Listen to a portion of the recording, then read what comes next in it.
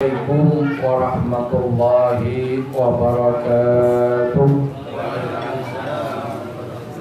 Bismillah walhamdulillah wasta'inu billah. La hawla wa la quwwata illa billah. Allahumma salli ala sayyidina Muhammadin al-fatihi lima ughliqa wal khatimi lima sabaqa Nasiril haqqi bil haqqi wal hadi ila siratikal mustaqim wa ala alihi haqqa qadrihi wa miqdarihil azim. Amma ba'du. Usikum wa nafsi bi taqwallah faqad fazal muttaqun. Para ikhwan, para muhibbin Thariqah At-Tijaniyah di seluruh tanah air, dimanapun Anda berada, semoga kita selaku murid Syekh Ahmad bin Muhammad At-Tijani radhiyallahu an senantiasa mendapatkan pertolongan Allah Subhanahu wa taala untuk tetap istiqamah mengamalkan aurat Thariqah At-Tijaniyah sesuai dengan rukun aurat Tijaniyah yang telah ditentukan oleh Rasulullah, juga sesuai dengan syarat-syarat kewajiban, larangan serta aturan berzikir yang mana semuanya telah diamanatkan oleh Rasulullah kepada Sayyidi Syekh radhiyallahu anhu. Yang kedua, baru-baru ini Jumat yang lalu kita berkumpul di Bandung, tepatnya di Padalarang, Bandung Barat, dalam rangka merayakan Idul Khatmi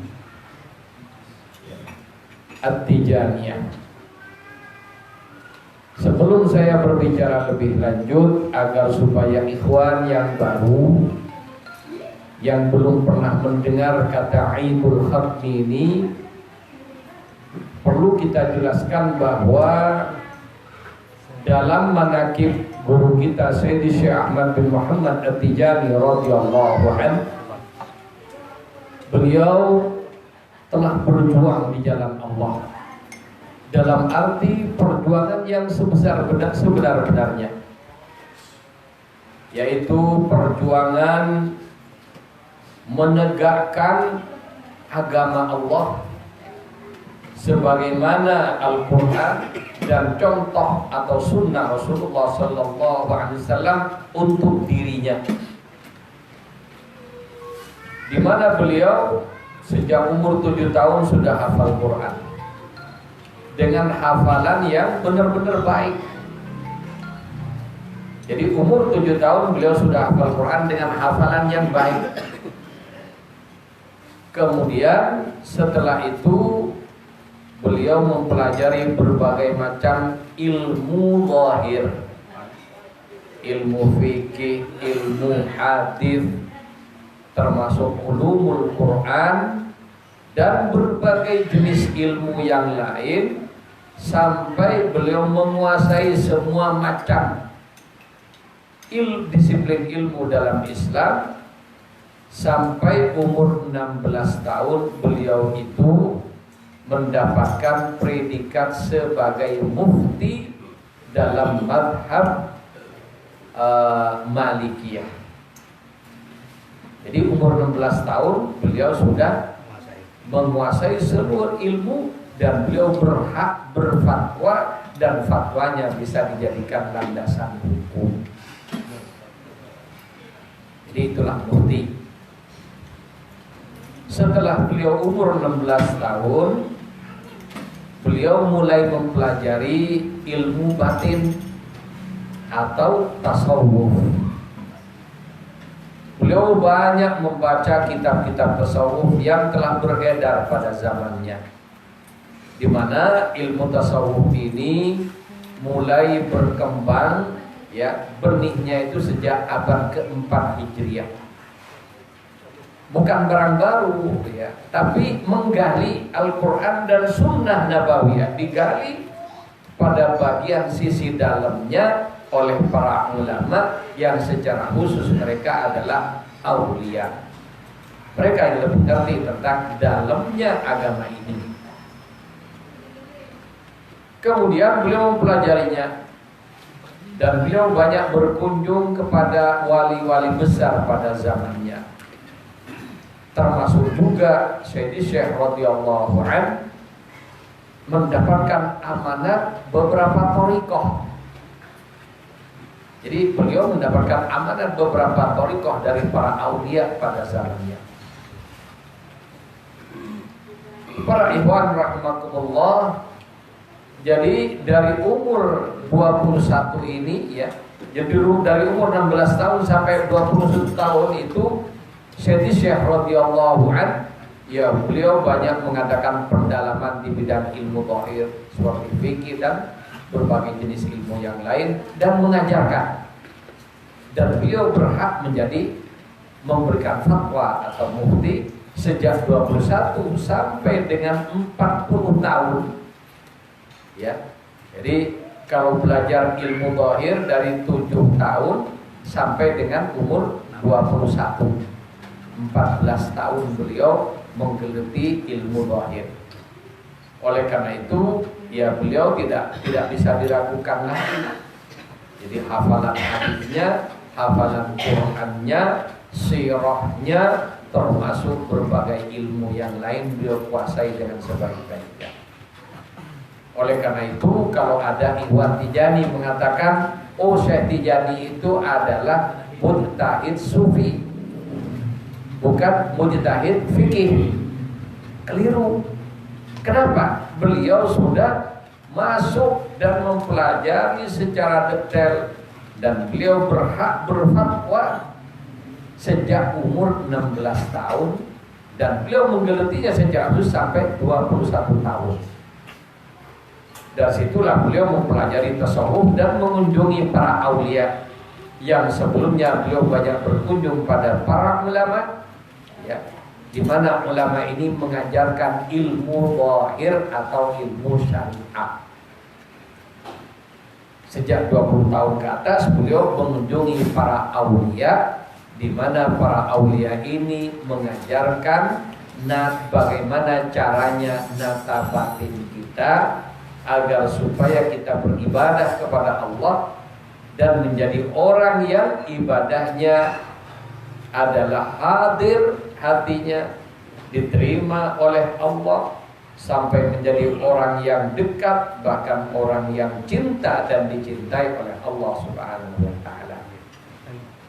Jadi singkat cerita, Sayyidi Syekh radhiyallahu an, setelah beliau banyak mengembara bertemu para aulia di berbagai tempat ya, berbagai negara. Jadi bukan hanya satu lingkungan. Jadi beliau ini bukan jago kampung. Beliau datang ke berbagai negara dan banyak berdiskusi di mana-mana dan beliau mendapatkan kehormatan menjadi narasumber karena beliau mempunyai ilmu yang lebih tinggi dari para ulama yang beliau datangi di masing-masing negara. Sehingga ya sampai pada umur 46 tahun ya, sampai beliau umur 46 tahun beliau itu mendapatkan foto berjumpa Rasulullah sallallahu alaihi wasallam dalam sadar. Apa perjumpaan Rasulullah dalam sadar tersebut? Beliau pertama ya oleh Rasulullah sallallahu alaihi wasallam disuruh meninggalkan amalan-amalan yang lain. Ya. Ya ketika umur 40 tahun itu, umur 46 beliau mendapatkan amalan dari Rasulullah. Apa amalannya? Istighfar dan selawat kepada Rasulullah sallallahu alaihi wasallam. Jadi istighfar dan selawat. Kemudian Ini yang banyak diamalkan oleh Sayyidi Syekh radhiyallahu an, karena ini langsung mendapatkan ijazah dari Nabi sallallahu alaihi wasallam.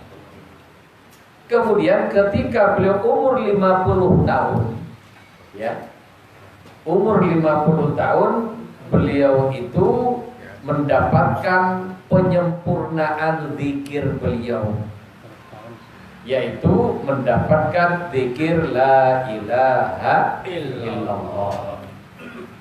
Yang tadinya hanya istighfar dan salawat, maka sejak umur 50 tahun beliau itu dapat 3 macam zikir, yaitu la ilaha illallah, puncaknya istighfar, salawat, la ilaha illallah.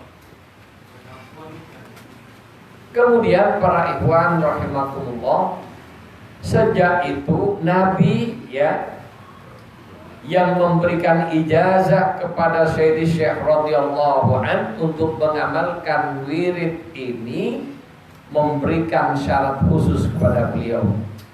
Apa syaratnya? Sayyidi Syekh disuruh meninggalkan seluruh amalan yang pernah diberikan oleh para aulia.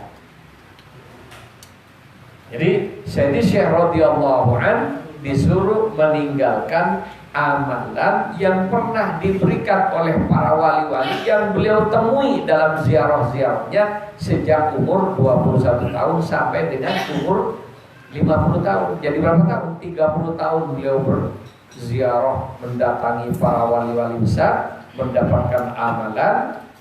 Setelah dapat dari Nabi sallallahu alaihi wasallam disebutkan semuanya. Itu. Kemudian karena mendapatkan begitu dari Rasulullah, beliau taat kepada Rasulullah dan beliau tinggalkan semua, fokus dengan amalan yang diberikan oleh Rasulullah kepada beliau, yaitu 3 berlian langit. Ya, 3 berlian langit. Kenapa saya disebut 3 berlian langit? Ya, ini dalam Al-Quran pun mempunyai dasar yang kuat, termasuk dalam hadis-hadis Nabi Sallallahu Alaihi Wasallam mempunyai dasar yang kuat, hadisnya sahih, ya, bahwa ketiga-tiganya ini adalah amalan yang amat sangat bermanfaat. Istighfar untuk membersihkan diri dari dosa, bersolawat agar supaya kita ini menjadi orang yang dekat dengan Nabi Sallallahu Alaihi Wasallam. Orang yang dekat dengan Nabi akan mendapatkan perlindungan, bukan hanya fisiknya, termasuk batinnya. Ya. Bagaimana batinnya? Tidak akan tersesat. Setelah dapat ini pembimbingan, pendampingan dari Nabi, maka zikir la ilaha illallah, puncak zikir, afdalu zikri, dalam Al-Quran menyatakan afdalu zikri la ilaha illallah. Jadi untuk agar supaya, karena hati ibaratnya sawah, ya, ladang untuk ditanami, apa tanamannya? Tauhid. Agar supaya tauhid itu akarnya masuk dalam tanah, ya, hati kita, ladang hati kita, agar supaya akar tanaman itu menghujam dalam sehingga kuat, siap diterpa angin dan hujan dan badai, tidak akan roboh, maka harus diolah dulu, dibersihkan dari kerikil-kerikil, dibersihkan dari semak belukar. Ketika sudah bersih, dikasih pupuk agar supaya lembut. Apa pupuknya? La ilaha illallah. Pembersihnya istighfar. Baru setelah siap ditanam tauhid, pohon tauhid yang paling utama, di mana satu kalimat ini bisa membuat orang masuk surga. Jadi satu la ilaha illallah aja bisa bikin orang masuk surga. Nabi menyatakan, man qala la ilaha illallah fi akhir kalamihi dakhalal jannah. Orang yang mengucapkan la ilaha illallah di akhir hayatnya masuk surga. Sahabat tanya, wa in zina, bagaimana kalau dia tukang zina? Dakhalal jannah. Wa in syaraka, bagaimana kalau maling? Dakhala al-jannah. Masuk surga. Satu la ilaha illallah. Tapi dia masuk surga setelah dicuci dulu. Mampir dulu. Tuh, makanya kita dalam Thariqah Tijani ya tidak dibenarkan gara-gara ada jaminan masuk surga baca wirid kemudian seenaknya berbuat dosa, tidak dibenarkan. Dan saya menyatakan barang siapa mengambil wiridmu, membaca wiridmu, kemudian mendengar jaminan bahwa dia akan masuk surga tanpa hisab, kemudian dia berbuat dosa seenaknya, maka ketahuilah bahwa dia itu calon ahli neraka. Jadi kalau baca wirid Tijani sembarangan berbuat maksiat, mengandalkan wirid Tijaninya, kata guru kita Syekh radhiyallahu anhu, orang itu calon penghuni neraka. Naudzubillah. Jadi makanya dalam syarat Thariqah Tijani adamul amni min makrillah. Tidak boleh merasa aman dari ujian-ujian, jebakan-jebakan dalam perjalanan menuju Allah Subhanahu wa taala. Tidak boleh merasa aman. Itu. Termasuk juga ketika ikhwan nanti ya bisa berbuat sesuatu yang aneh-aneh. Oh, ini kalau orang yang bodoh tidak pernah ngaji merasa sudah qabul thariqahnya, kemudian tepuk dada, saya bisa ngobatin orang, saya bisa nyembuhin orang, saya bisa majuin perusahaan, saya bisa ngedoain orang biar jadi pejabat dan lain sebagainya. Yang begitu-begitu itu namanya terjebak dalam makrillah. Para ikhwan rahimakumullah. Jadi Syekh radhiyallahu anhu setelah umur 50 tahun beliau digenapkan amalannya dengan 3 jenis amalan: istighfar, selawat, dan la ilaha illallah. Kemudian Nabi memerintahkan untuk meninggalkan seluruh amalan yang pernah diberikan oleh para wali sebelumnya. Kenapa kok begitu? Idza jaa nahrullah batala nahru akilin ala tahqiq. Kalau sudah datang sungai dari Allah Subhanahu wa taala secara langsung, jadi limpahan langsung dari Allah Subhanahu wa taala melalui Rasulullah sallallahu alaihi wasallam, maka batal limpahan pemberian ilmu macam-macamnya itu yang berasal dari makhluk selain Rasulullah sallallahu alaihi wasallam. Oleh karena itu di antara syarat Thariqah Tijani, tolong ingat-ingat ya, dalam Thariqah Tijani syaratnya tidak boleh digabung dengan thariqah lain. Ya, saya ulang, Thariqah Tijani tidak bisa digabung dengan thariqah lain.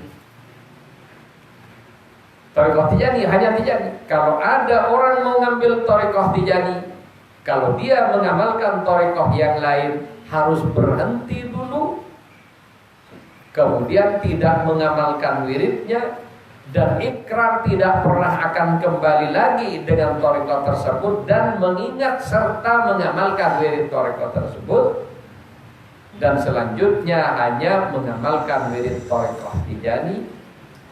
Itulah ikhwan Tijani yang benar. Termasuk juga kalau ada muqaddam, ya, kalau ada muqaddam nalkin ikhwan masih terikat dengan thariqah lain, ya, bisa batal muqaddamnya. Sekali lagi, tidak dibenarkan seorang muqaddam memberikan wirid thariqah Tijani selama calon ikhwan itu masih punya ikatan dengan thariqah lain. Orang tersebut baru boleh ditalkin wirid thariqah Tijani setelah menyatakan siap berhenti dan tidak mengamalkan lagi dan tidak akan balik selamanya.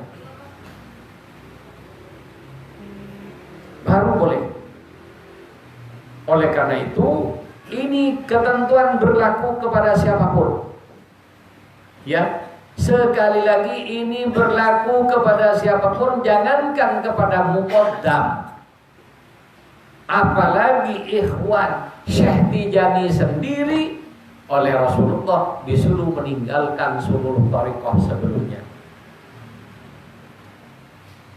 Oleh karena itu tidak benar kalau si A ini orangnya begini bisa mampu mengamalkan sekian thariqah, maka dia boleh mengambil banyak thariqah, termasuk thariqah Tijani dijadikan satu. Bohong. Ya, sekali lagi ini bohong. Batal thariqahnya dan tidak diterima oleh Sayyidi Syekh dan tidak diterima oleh Rasulullah. Dan berlaku kepada siapapun. Mohon maaf, kiai besar, berlaku aturan ini. Kalau dia punya thariqah lain mau masuk Tijani, berhenti dulu dari thariqahnya.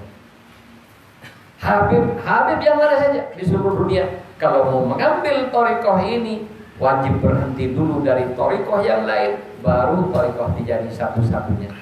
Kalau tidak, dia walaupun baiat 100 kali dalam Tijani tidak akan berarti karena baiatnya tidak sah.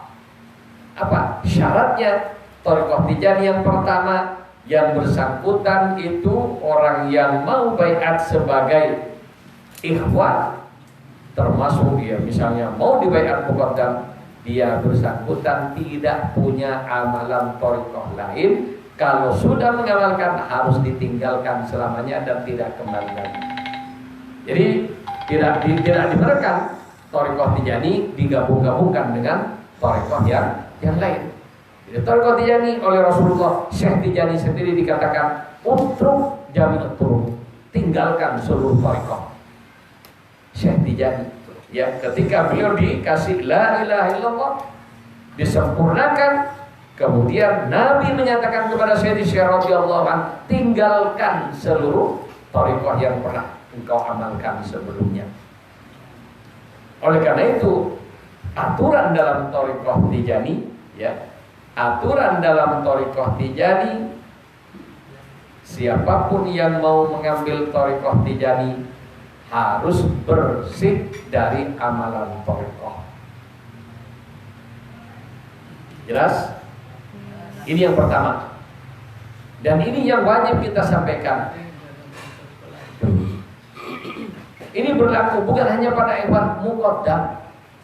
Muqaddam coba-coba ngambil dari thariqah lain, batal bukan hanya takdimnya, termasuk statusnya sebagai ikhwan Tijani batal juga. Dan ini syurutut thariqah. Dan ini amanah dari Syekh Muhammad Al-Habib At-Tijani radhiyallahu anhu dalam ijtima' muqaddam di Bandung kemarin, agar supaya para muqaddam setiap selesai wadhifah berjamaah tiap hari. Karena wadhifah berjamaah itu tiap hari wajib.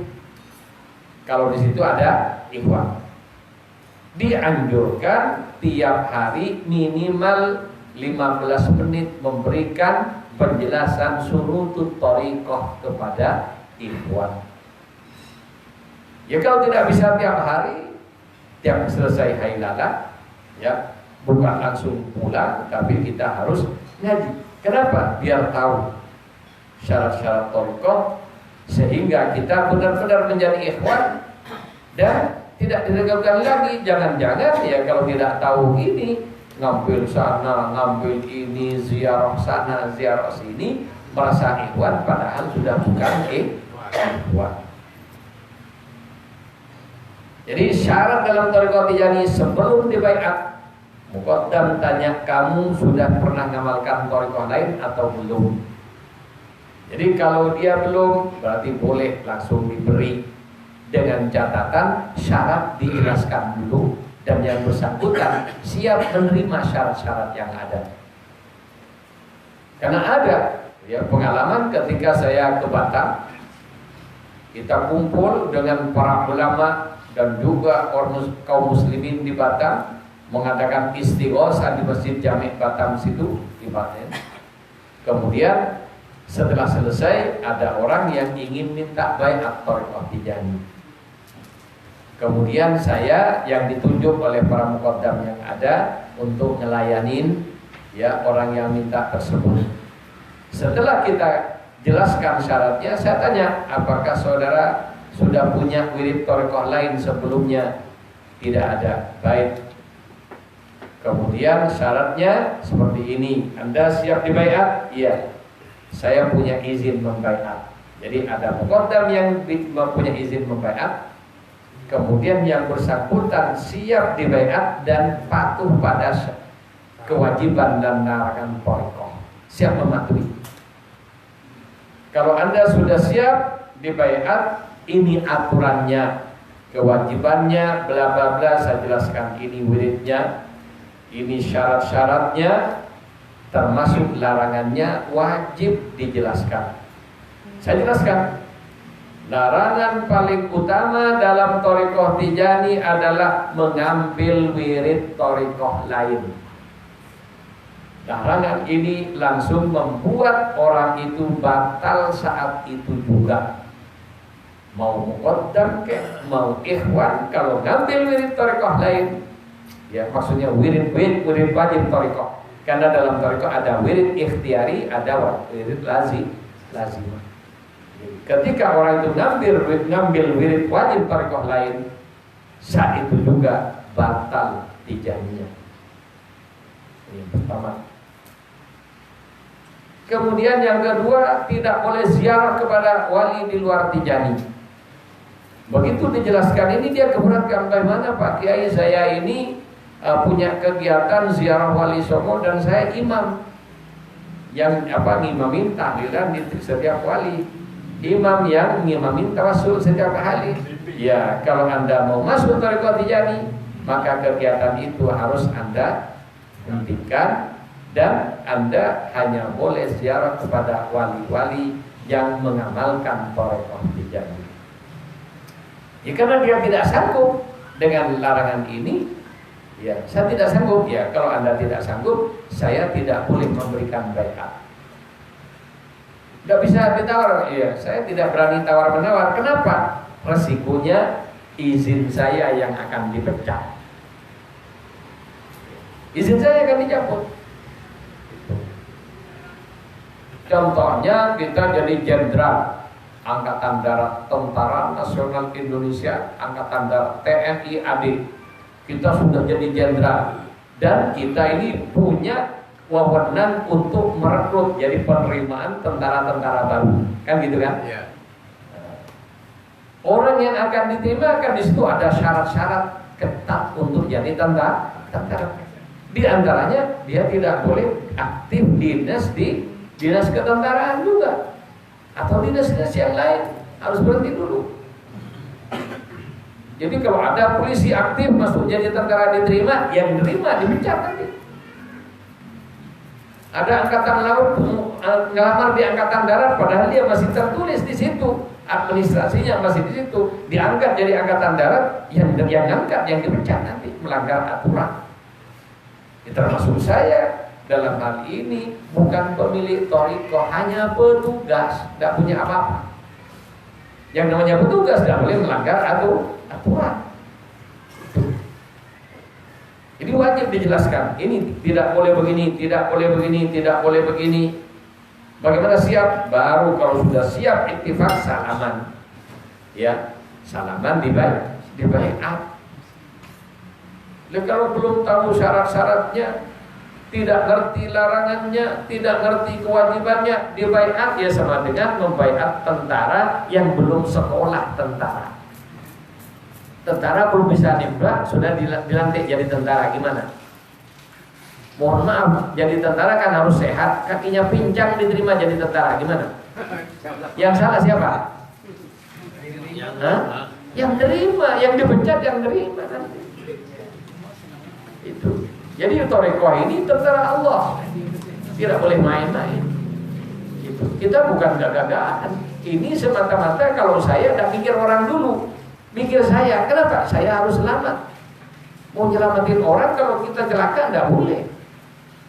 Itu kalau kita naik pesawat, kata pramugari, ketika tekanan udara turun, tekanan dalam pesawat turun, maka masker oksigen akan keluar dengan sendirinya.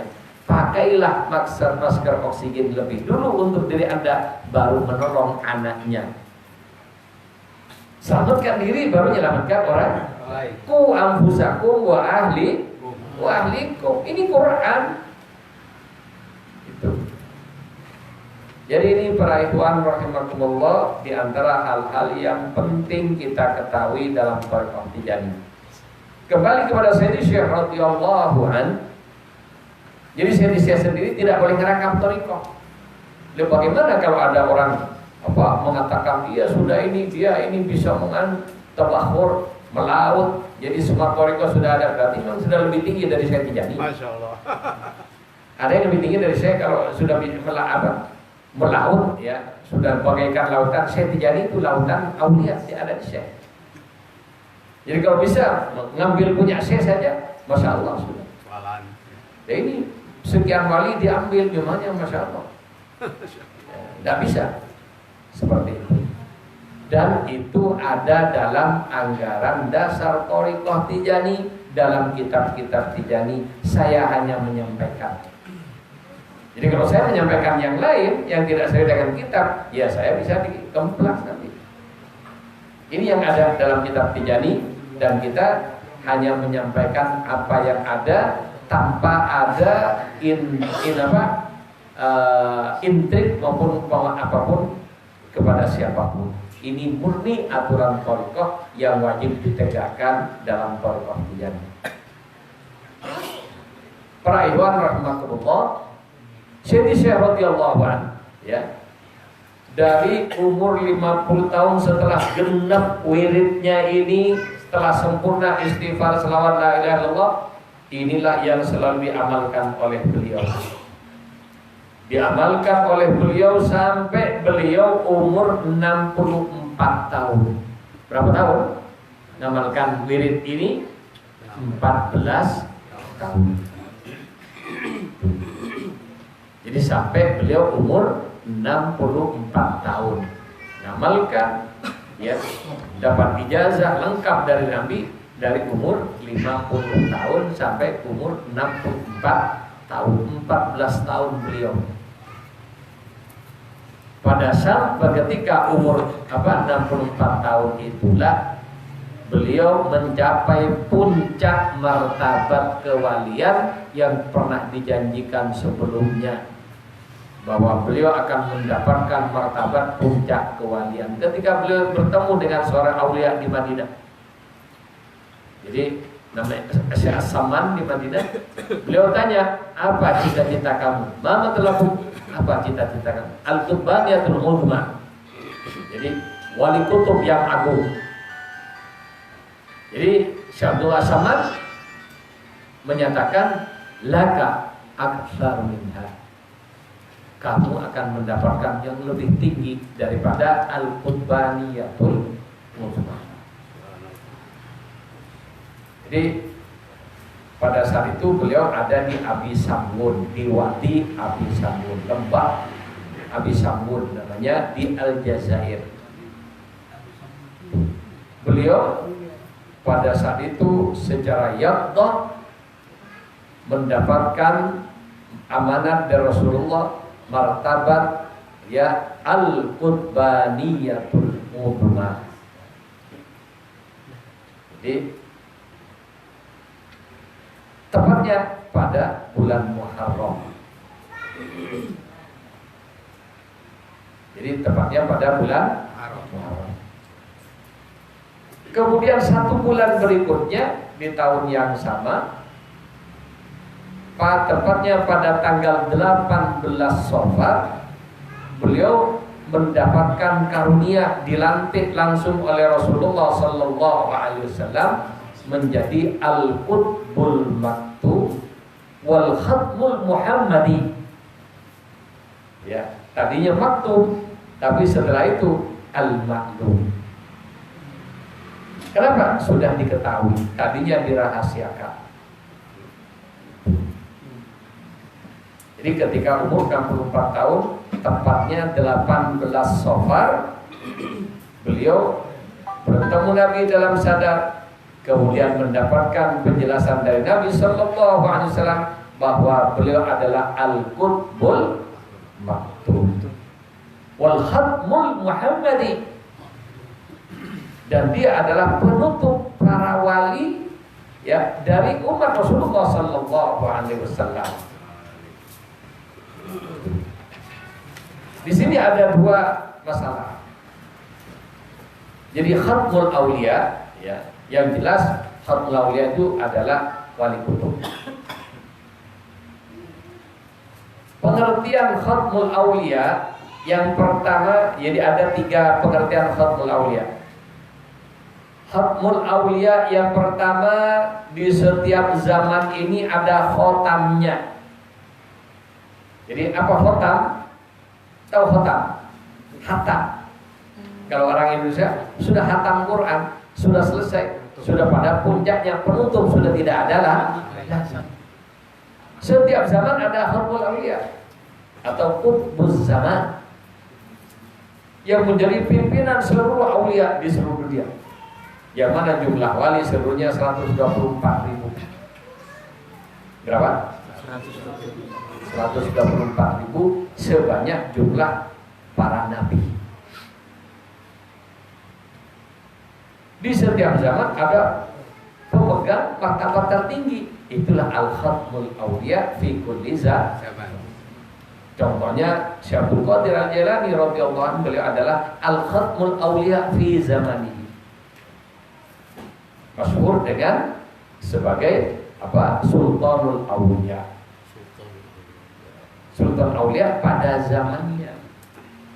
Setelah wafat ada penggantinya. Jadi presiden ketika masa berlaku kepresidenannya. Setelah 5 tahun kalau tidak kepilih lagi, lengser ke Prabon. Presiden wali pun juga setelah wafat maka diganti oleh wali berikutnya pada jabatan tersebut. Puncak kewalian setiap zaman itu namanya Al-Qutbul apa? Al-Khatmul Al-Auliya fi kulli zaman atau Qutbuz Zaman. Jelas? Yang kedua, Khatmul Aulia yang terakhir, setelah itu tidak ada lagi wali yang hidup. Apa? Setelah itu kiamat. Siapa itu? Nabi Isa alaihissalam nanti akan turun ke bumi. Dan itu janji Allah dalam Quran, termasuk dalam hadis-hadis Nabi sallallahu alaihi wasallam. Nanti Nabi Isa alaihissalam diturunkan ke muka bumi untuk nyangkal Trinitas. Jadi nyangkal kesyirikan orang-orang Kristen dan Katolik dan macam-macam. Kemudian beliau datang bukan sebagai nabi tapi sebagai umat Nabi Muhammad sallallahu alaihi wasallam. Kenapa? Ya kenabian beliau sudah selesai. Ya, pada zamannya sudah selesai. Dan beliau sudah lengser ke Prabon, sudah diganti oleh Rasulullah datang ke bumi bukan sebagai nabi, apa? Sebagai umat Nabi Muhammad sallallahu alaihi wasallam. Contohnya sekarang kan masih ada Pak Habibie. Ketika beliau lengser dari jabatan presiden, balik beliau ke Jerman. Kan gitu kan? Setelah itu beliau bolak-balik ke Indonesia sebagai presiden atau sebagai rakyat. Kalau dia bilang saya presiden, ditembak di tempat. Itu. Jadi presiden itu hanya satu, termasuk ya wali itu ya penguasanya satu setiap zaman, dan ketika wafat digantikan. Jadi setiap zaman ini 124.000 harus ada. Kalau yang penggede-penggedenya itu ada yang wajib memproklamirkan diri. Contohnya Abdul Qadir Jilani, ana Sultanul Aulia. Wali-wali besar yang lain menyatakan begitu, termasuk Syekh Tijani mengatakan ana Sayyidul Anbiya, Sayyidul Aulia. Aku penghulu para wali. Jadi beliau mendapatkan martabat Al-Qutbul Maktum Wal khatmul Muhammadiyil ma'lum itu bertepatan dengan 18 Safar. Karena bertepatan dengan itulah di antara para pengamal Thariqah Tijani bergembira, ya, mengadakan kegiatan bergembira atas rahmat Allah yang diturunkan kepada guru kita. Gembiranya dengan apa? Dengan cara yang benar. Ya, seperti kita kumpul wadifah ailalah bersama. Itu kegembiraan yang benar. Seperti kita mengadakan kegembiraan atas lahirnya Rasulullah, kita baca selawat, baca maulid. Itu cara yang benar. Baca sirah kenabian. Kita berkumpul membaca sirahnya Sayyidi Syekh radhiyallahu anhu atau manaqib kalau para wali. Kemudian kita baca istighosah, baca ahzab, dan juga mengadakan pengajian umum sebagai bentuk kegembiraan hati kita, di mana 200 tahun yang lalu, ya, guru kita Syekh Ahmad bin Muhammad At-Tijani radhiyallahu an, ya, 222 tahun yang lalu, sudah 96 ya sekarang, ya, sudah 226, ya. 2/4 abad yang lalu guru kita mendapatkan karunia martabat tertinggi dalam kewalian, yaitu martabat Al-Khatmul Awliya, sehingga disebut dengan Idul Khatmi. Jelas dengan maksud Idul Khatmi? Jadi kita bergembira dengan turunnya pangkat Al-Khatmul Awliya kepada guru kita Syekh Ahmad bin Muhammad At-Tijani radhiyallahu anhu. Kemudian para ikhwan rahimakumullah, insyaallah Idul Khatmi yang akan datang di Brebes. Setelah di Brebes, insyaallah di Jakarta. Moga-moga kita diberi kekuatan menjadi panitia dan bisa menyelenggarakan acara pertemuan itu nanti dengan sukses dan sempurna. Amin ya rabbal alamin. Kemudian para ikhwan rahimakumullah, ini masalah pengertian Idul Khatmi, ya, biar tidak salah dan biar tahu terutama yang baru-baru. Jadi Idul Khatmi itu perayaan di mana kita memperingati turunnya martabat tertinggi dalam kewalian kepada guru kita. Kemudian di antara isi diskusi, karena dalam Idul Khatmi ada halaqah muqaddam. Jadi ada kumpul-kumpul diskusi para muqaddam seluruh Indonesia yang diikuti hanya para muqaddam. Ada juga yang bukan muqaddam masuk juga ada, ikut ada, tapi tidak banyak. Karena memang aslinya tidak boleh yang bukan muqaddam masuk, tidak boleh. Cuma pasti tiap tahun ada aja yang ikut juga karena satu hal tertentu. Contohnya ya seperti Pak Limin kemarin ikut di situ. Kenapa? Mau nyetir mobil yang saya tumpangi, kalau tidak ikan gimana? Ya dia duduk di belakang kan gitu. Contohnya seperti itu. Jadi para ikhwan rahimakumullah, di antara hal-hal yang diamanatkan untuk disampaikan, ya terutama hal-hal yang sangat penting. Yang pertama sudah saya tulis di Facebook dan alhamdulillah banyak yang nentang. Ya, sampai ada yang ngomong ya tidak sopan. Perlu diketahui ya oleh para ikhwan, kalau saya ngomong untuk kepentingan pribadi silakan tentang, tidak masalah. Tidak ada resikonya tentang saya kalau urusan pribadi saya, apalagi saya tidak benar. Jadi saya misalnya jelasin masalah Thariqah Tijani salah, ditentang, boleh. Ya, saya nyatakan boleh. Cuma ya dengan cara yang baik. Oh, kita sama Islam, apalagi sama Thariqah Tijani. Tapi siapapun orangnya, jangankan muqaddam, ikhwan, ya, ikhwan Tijani menjelaskan sesuatu yang memang itu benar dari Syekh Tijani radhiyallahu anhu. Ya, menjelaskan sesuatu yang dari Syekh Ahmad At-Tijani radhiyallahu anhu dijelaskan oleh ikhwan.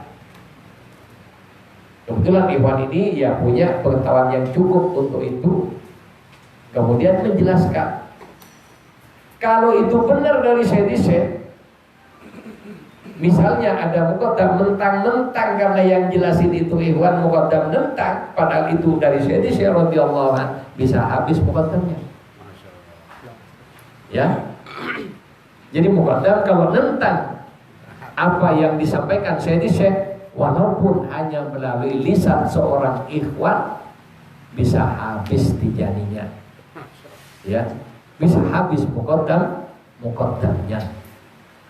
Apalagi hanya ikhwan yang tidak ngerti apa-apa, dijelasin ngeyel, kemudian dengan pendapatnya sendiri malah ngutip pendapat orang-orang di luar Tijani. Ya, ini ketololan, ya, kebodohan yang harus disingkirkan. Jadi tolong, ya, melalui forum ini juga saya nyerukan kepada para ikhwan. Saya sendiri walaupun namanya saya ini muqaddam, hak saya katakan dalam thariqah Tijani saya tidak punya hak apapun. Ya.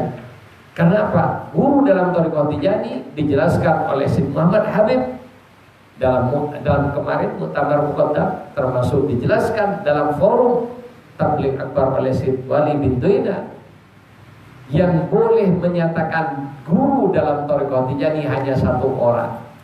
Siapa? Sayyidi Syekh radhiyallahu anhu. Ikhwan Tijani semua muridnya Syekh Tijani. Kalau ada muqaddam ngasih talqin kepada ikhwan dan menyatakan ikhwan yang ditalqin itu murid pribadinya, batal muqaddamnya dan tidak berlaku baiatnya. Tidak sah. Tidak ada manfaat. Kenapa? Ya, bagaimana seorang yang dipecat bisa memberikan? Ya. Jadi kalau kamu murid saya, ya, dalam arti dianggap murid pribadi, itu tidak dibenarkan dalam thariqah Tijani. Jadi Syekhul Tijani as-Syekhul Auhad.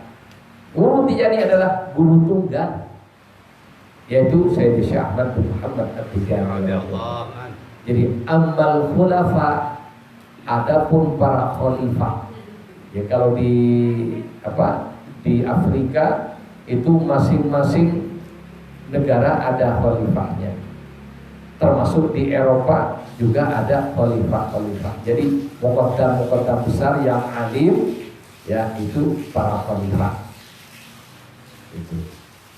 Wal muqaddamin, dan para muqaddam hanyalah naibun, wakil, representasi an Syekh Ahmad bin Muhammad At-Tijani radhiyallahu anhu. Jadi mewakili apa? Mewakili menyampaikan surutut thariqah kepada ikhwan.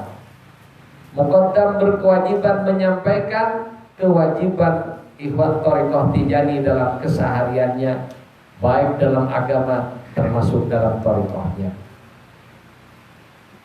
Muqaddam wajib menyampaikan apa yang dilarang bagi ikhwan thariqah Tijani, termasuk yang dilarang agama, termasuk juga yang dilarang thariqah. Muqaddam wajib menyampaikannya.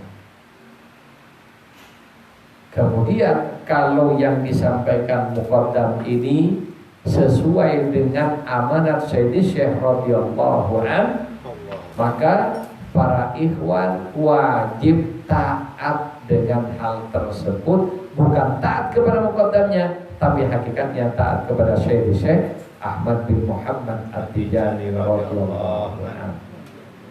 Akan tetapi kalau muqaddam menyerukan sesuatu yang tidak sesuai dengan kaidah thariqah, contohnya nganggap yang bersangkutan murid pribadinya dan bisa dibuat seenaknya, ya, suruh ini, suruh itu, suruh ngumpulin duit sekian-sekian untuk kepentingan muqaddamnya, nah ini tidak tidak benar. Ya. Tapi kalau memang untuk kepentingan bersama diajak, ya kemudian muqaddam tersebut tidak menggunakan kesempatan dalam kesempitan, ya tidak, tetap wajib diikuti selama itu tidak keluar dengan koridor al-Islam dan tidak keluar dari koridor thariqah at-tijaniyah.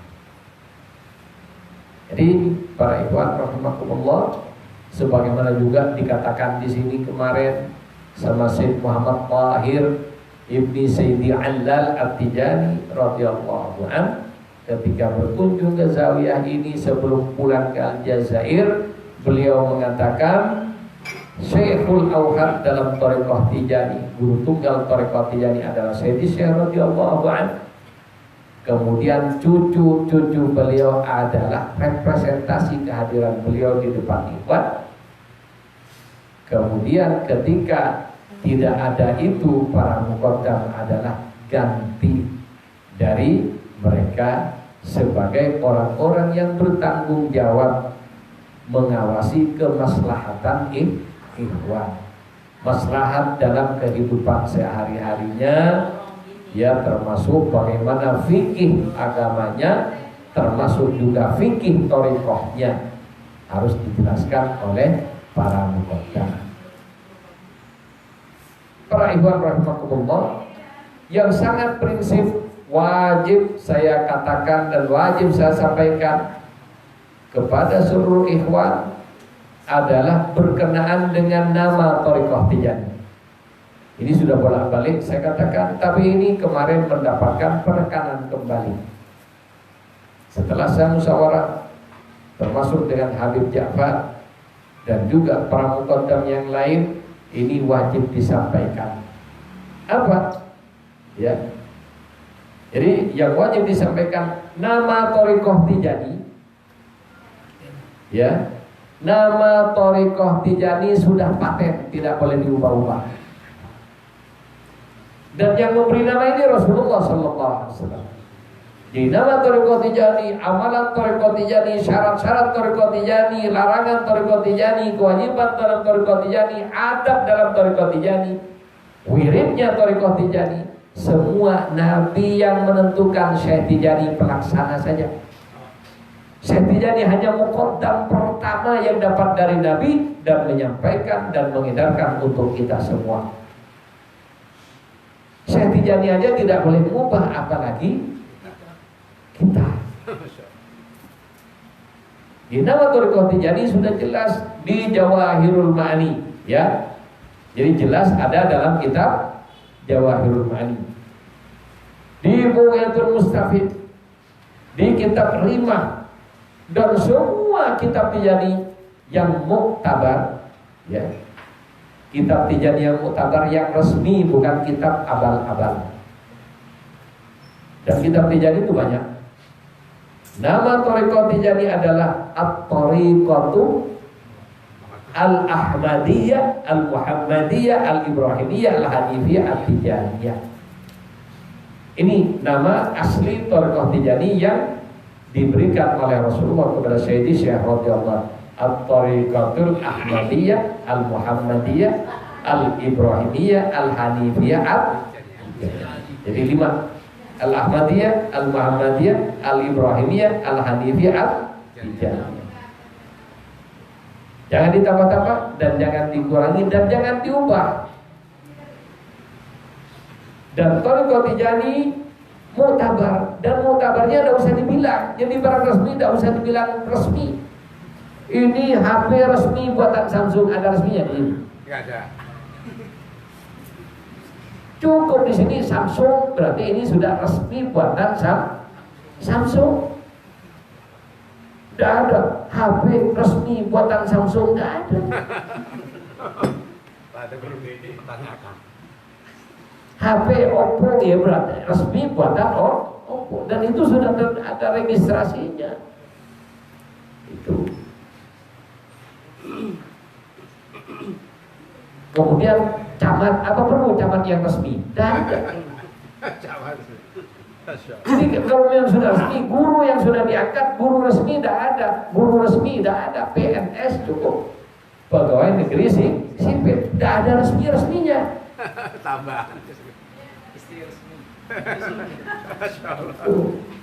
Jadi barang resmi tidak perlu dibilang resmi apa. Kalau dibeli begitu curiga nanti. Jangan-jangan yang itu yang tidak resmi.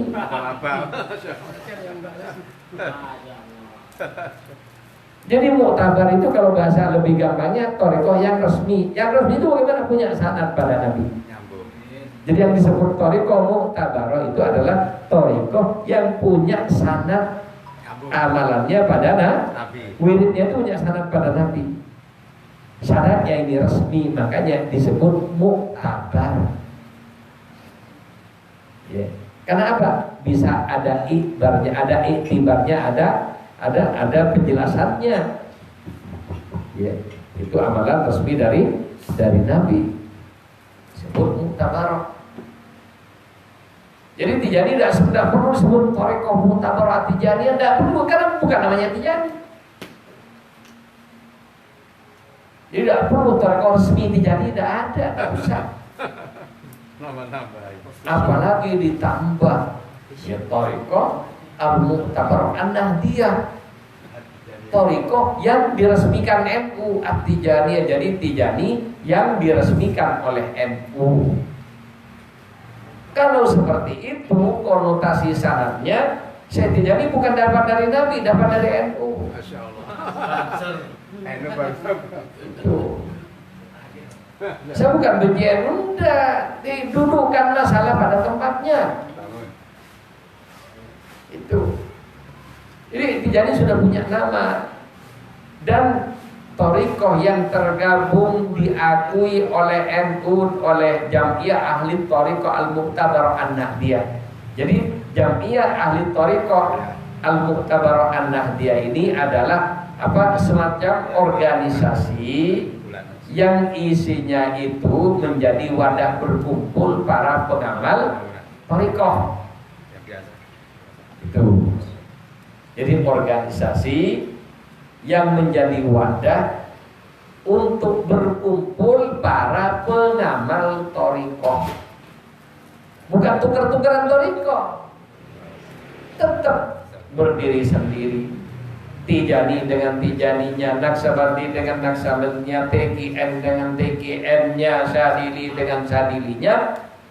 Dan perlu diketahui oleh Ikhwan Tijani, saya belum pernah mendapatkan logo thariqah Syadiliyah ada kata Muktabar Asyadiliyah, tidak ada. Itu. Jadi thariqah Al-Muktabar An-Nahdiyah Syadiliyah tidak ada. Thariqah Al-Muktabar An-Nahdiyah Qadiriyah tidak ada. Tidak ada. Silakan lihat ya. Ini di kantor teman saya, tetangga saya dari Jawa Timur, mursyidnya Syadiliyah. Tidak ada kata mutabar di situ. Itu. Jadi jangan mohon maaf, jangan baper. Jangan kemarau. Nanti ditertawakan sama thariqah lain, takut tidak diakui. Itu. Silakan, saya juga cinta dengan NU karena NU yang mendirikan para ulama untuk mewadahi dakwah. Jadi mewadahi dakwah. Jadi sifatnya Jam'iyah Ahli Thariqah Muktabar itu seperti MUI, Majelis Ulama Indonesia. Di dalam MUI ada ulama dari NU, ada ulama dari Muhammadiyah, ada ulama dari Persis, ada ulama dari ormas-ormas yang lain, ada kumpul dalam satu organisasi yang di situ mewadahi kumpulnya para ulama dari berbagai ormas Islam, maka dibentuk namanya Majelis Ulama Indonesia. Tidak ada di Muhammadiyah ditulis di kantor Muhammadiyah kantor MUI Muhammadiyah tidak ada. Muhammadiyah MUI juga tidak ada. Itu di kantor NU juga tidak ada, kantor MUI tidak ada, MUI juga tidak ada. Tapi NU diakui diwadahi oleh MUI dan berdiri sendiri dalam urusan keorganisasian. Itu untuk maslahat kepentingan nasional, menentukan awal Ramadan kumpul jadi satu di kantor Departemen Agama Sidang Isbat. Nah itu kepentingan seperti itu biar umat Islam tidak terjadi pecah belah. Demikian juga dalam thariqah. Seluruh thariqah yang ngakuin hanya NU di Indonesia yang ngakuin adanya thariqah. Muhammadiyah tidak ada. Tidak ada thariqah. Al-Irsyad tidak ngakuin thariqah. Persis apalagi. Bahkan ya saya oleh Persis dibilang syirik saya itu. Ketika saya dijemput aku. Itu. Cuman itu tadi Tijani diakui oleh Jatman, Naksabandi diakui oleh Jatman, TKN diakui, semua thariqah yang ada diakui dan berdiri sendiri, ngamalin thariqahnya sendiri, kegiatannya sendiri, dananya juga sendiri, tidak pernah dinyumbang sama Jatman. Ya, kenapa? Malah kita nyumbang untuk acara Jatman. Oh saya pengurus Jatman kok. Itu kalau sudah mau kumpul-kumpul kita ngumpulin duit, barang-barang nyari dana. Itu. Jadi seperti itu. Jadi saya bukan anti Jatman, saya mengurus Jatman. Saya penasehat di Idarah Wusta DKI Jakarta. Saya ini pengurusnya. Jadi kalau nuduh saya anti Jatman lucu. Pengurusnya anti ya, Oh saya pengurus Jatman. Tapi ya ini ayo kita dudukkan masalah pada tempatnya. Thariqah Tijani lahir sebelum adanya Jatman. Ke sekarang sudah 226 tahun, 2/4 abad. NU 1926. Ya, NU lahir 1926. Lahirnya NU. Kemudian terpikir ya, karena banyak pengamal thariqah oleh para ulama NU terdahulu zamannya Syekh Hasyim Asy'ari dikumpulin kitab-kitab tasawuf yang ada. Maka ketemulah yang masuk ke Indonesia kitab-kitab tasawuf itu terdapat 44 macam thariqah. Jadi thariqahnya Imam Ghazali ada kitab dari yang paling umum pertama Bidayatul Hidayah. Tuh. Kemudian yang lebih dalam lagi ada kitab Minhajul Abidin. Puncaknya ya pegangan thariqah Ghazaliyah, thariqahnya Imam Ghazali adalah Ihya Ulumuddin. Ada thariqah Syadiliyah, ditemukan kitabnya apa? Al-Hikam. Jadi masing-masing itu punya kitab. Setelah diteliti kitab-kitab ini, oh ternyata masuk ke Indonesia 44 macam thariqah. Dan dari situlah Jam'iyah Ahli Thariqah Mu'tabarah menulis ini thariqah yang muktabar. Artinya muktabar, punya sanad nyambung kepada Rasulullah. Jadi itu Jatman memberitahu ini thariqah yang muktabar. Bukan terjadi menjadi anggota Jatman, tidak. Itu berdiri sendiri. Seperti BP POM, ya, pengawas obat dan makanan. Pabrik obat ini, oh ini halal. Ini makanan bisa dimakan tidak berbahaya, dikasih sertifikat, kemudian bisa dijual. Pabrik itu bukan anggotanya POM. POM tukang meresmikan.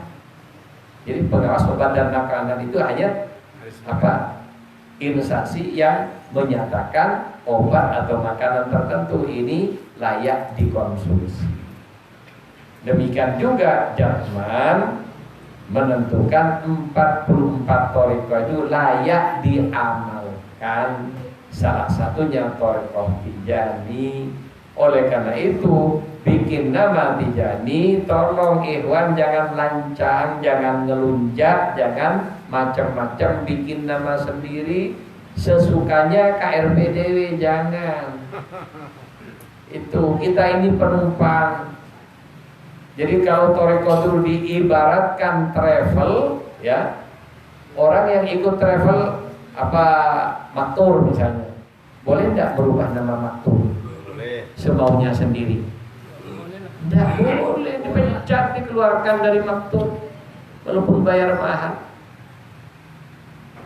Hatta PT-nya itu PT yang kecil sudah punya nama dan namanya sudah diresmikan oleh Departemen Agama sebagai PT Pemberangkat Haji.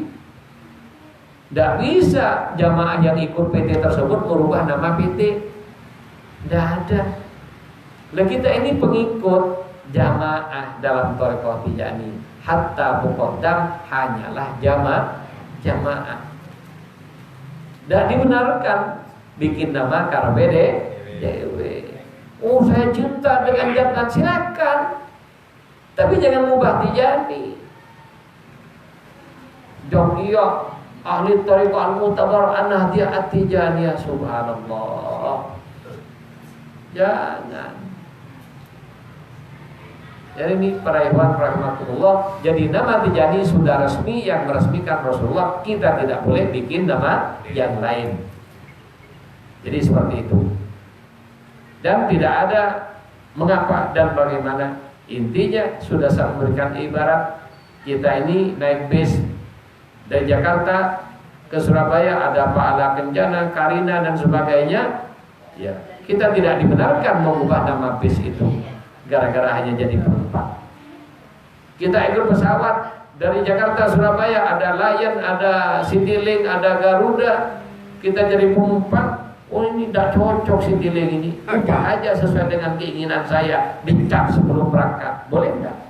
PT-nya diganti. Tidak bisa, kita hanya penumpang. Baling-baling diganti kan. Jadi seperti itulah penjelasannya. Jadi agar supaya kita ini tidak sembarangan. Kita ini penumpang dan tidak punya hak untuk apapun. Dan saya wajib menyampaikan, ketika saya sudah menyampaikan, saksikan. Ya, saksikan ya. Ya. Siapapun termasuk para yang melihat streaming ini, saksikan saya sudah menyampaikan amanat ini. Kalau Anda tunduk, Anda akan mendapatkan kebaikan.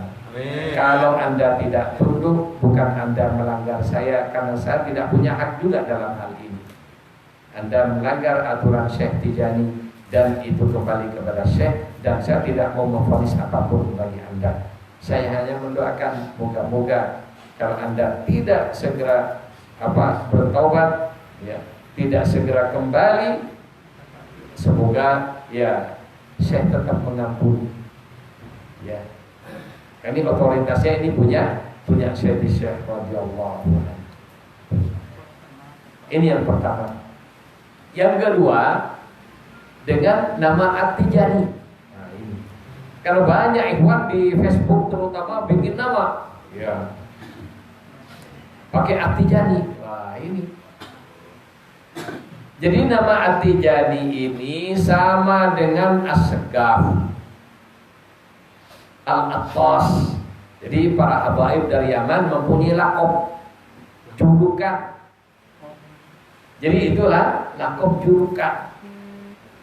Orang Arab rata-rata punya nama dengan lakobnya, dengan nama keluarga besarnya. Itu Ja'far bin Talib, karena panglima dulu. Ja'far bin Talib. Jadi bin Talib ini nama keluarga. Ja'far bin Talib kan. Jadi Talib ini nama keluarga. Tidak boleh kita pakai kalau bukan keluarga itu. Anda bisa pakai As-Segaf coba. Oh misalnya Pak Jalani As-Segaf, bikin gitu, ketahuan sama Habib Segaf itu. Tanya dari mana dapat? Bukan hanya begitu, bisa digampar, bisa diperkarakan. Karena ini menyangkut nama keluarga, tidak boleh dicatut. Itu Habib Rizik Syihab ini nama keluarga. Keturunan. Kalau listriknya bisa dipakai, tapi Syihabnya ini tidak bisa kecuali memang dari keturunan Syihab.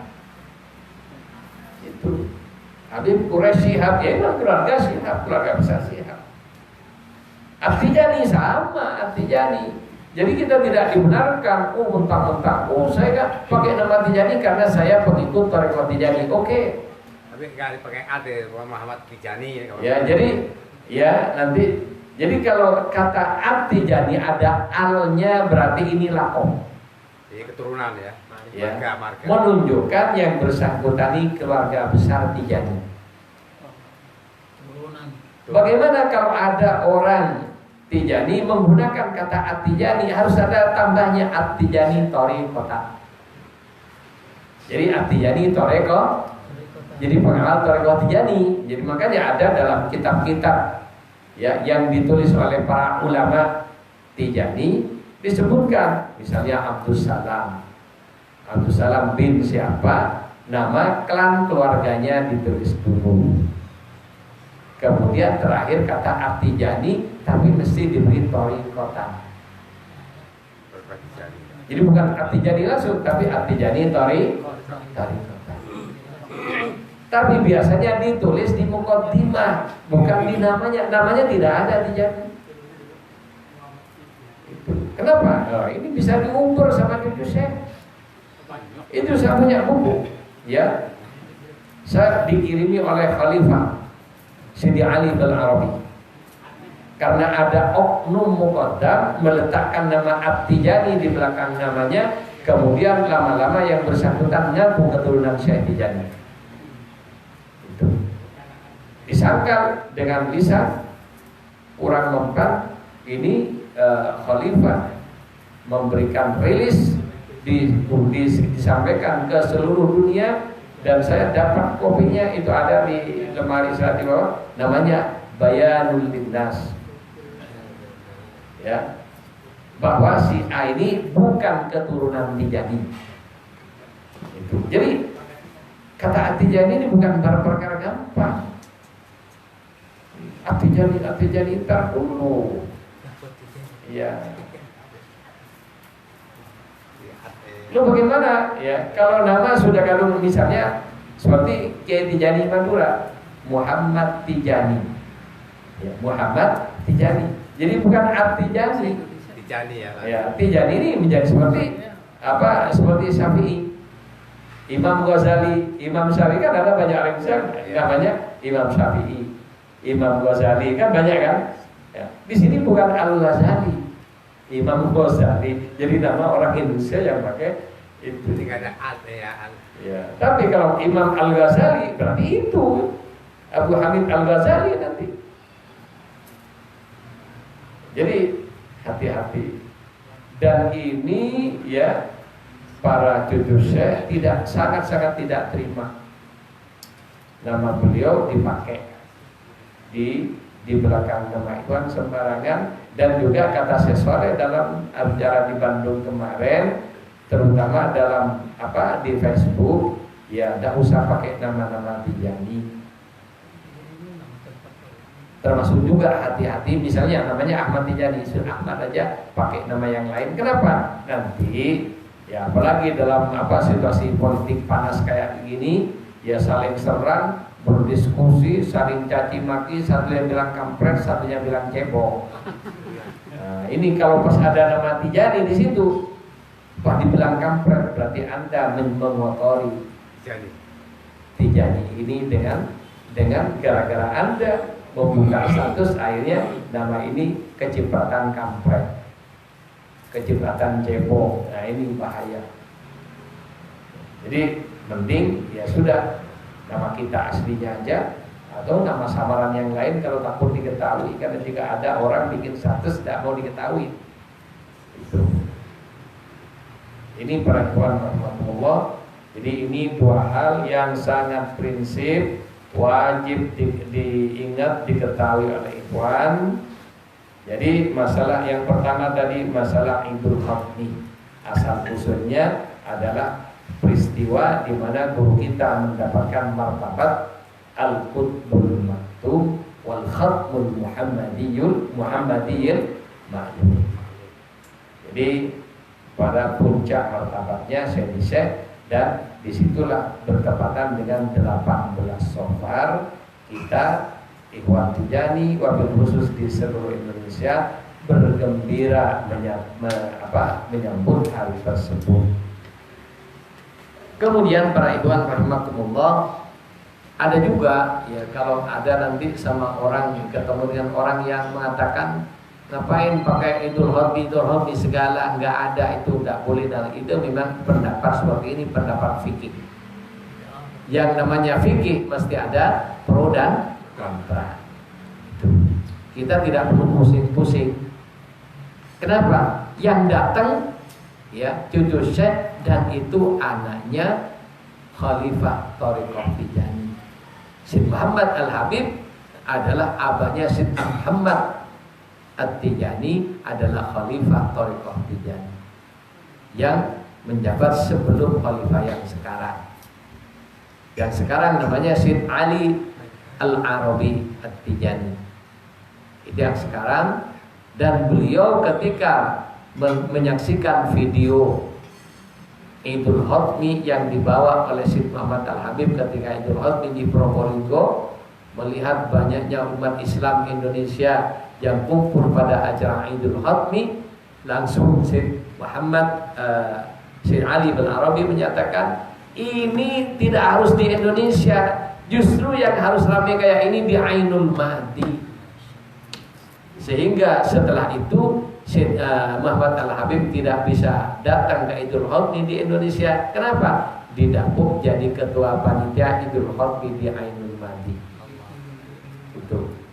Jadi ya, kalau ada yang tidak setuju dengan acara ini, perlu Anda tahu Khalifah Syekh Ali Al-Arabi sangat setuju dan senang dengan acara Idul Khatmi yang juga telah dihadiri oleh keponakan beliau, yaitu Syekh Muhammad Al-Habib At-Tijani radhiyallahu anhu.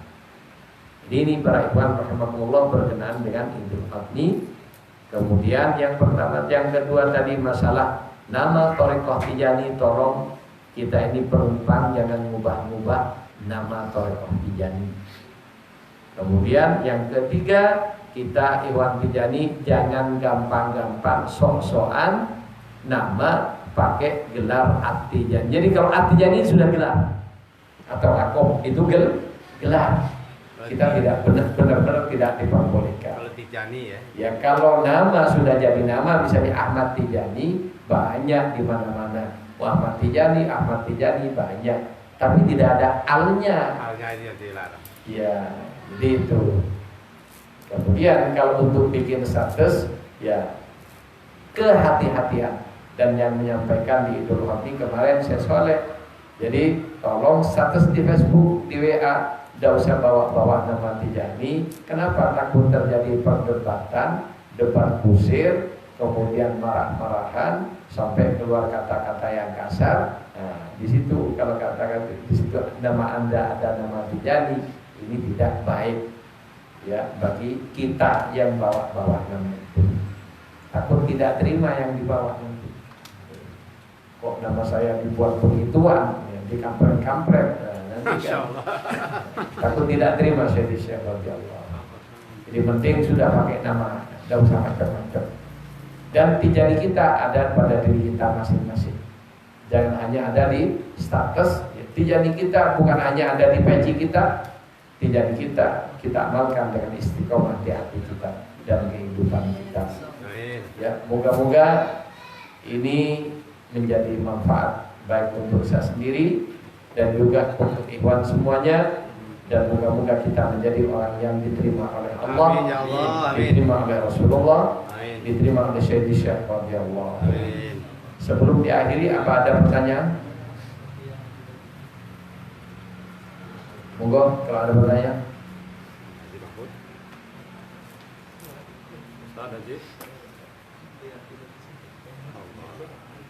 Baik, ya kita tutup dulu untuk sesi tanya jawab nanti. Jadi sebelum, mari kita akhiri dengan baca suatu hadis di bawah. اللهم احشرنا في زمرة أهل البيت التجاني وأمدنا بمدد ختم الأولياء الكتمان ببركة اللهم صل على سيدنا محمد الفاتح لما أغلق والخاتم لما سبق ناصر الحق بالحق والهادي إلى صراطك المستقيم وعلى آله حق قدره ومقداره العظيم سبحان ربك رب العزة عما يصفون وسلام على المرسلين والحمد لله رب العالمين. Assalamualaikum warahmatullahi wabarakatuh. Waalaikumsalam warahmatullahi wabarakatuh.